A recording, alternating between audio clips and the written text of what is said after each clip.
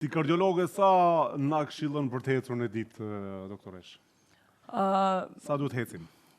Minimumi është 25 minuta në ditë. Për të ecur? Për të ecur. Okay.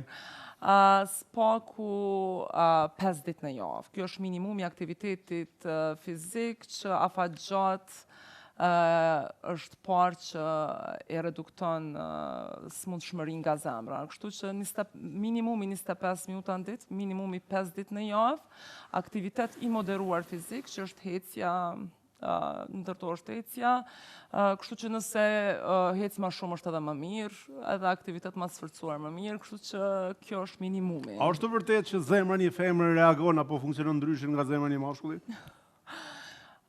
Zemra, faktikisht fiziologjia e zemrës kur mësohet e njëjtë si për femra si për mashkull. Njësoj.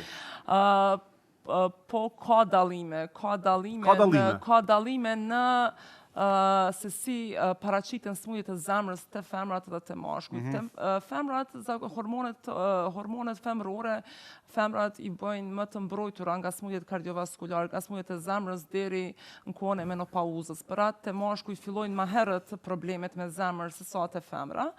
Femrat kanë prirje për paraqitje jo tipike të infarktit zemrës.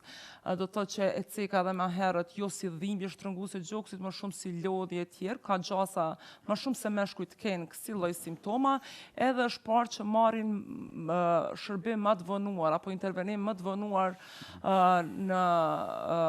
në trajtim të infarktit, normalisht kur prezantimi është jo tipik, paraqiten më vonë në spitale e tjerë. Ndërsa fiziologjia dhe anatomia a janë përgatitur? Doktorët në përgjithësi, nëse vjen një grua në klinikë që ka simptome jo, domethënë zemrës, po me kontrollu edhe zemrën të pacienti, a janë sensibilizuar? Simptomat jo tipike mund të jenë edhe të mashkujt, thjesht janë më shpesh te femrat apo te ata me diabet. Për me diagnostiku diçka na shkojmë edhe me probabilitet klinik, sa është një pacient, moshën e pacientit, shohim a ka faktor rreziku për me pas smundje të zemrës, a ka tension, a ka diabet, a pin duhan, a ka histori në familje me pas, domethënë shkon pak edhe probabiliteti klinik. Pastaj i kërkojmë testet edhe EKG, nuk është një vendim shumë i lehtë, se kanë me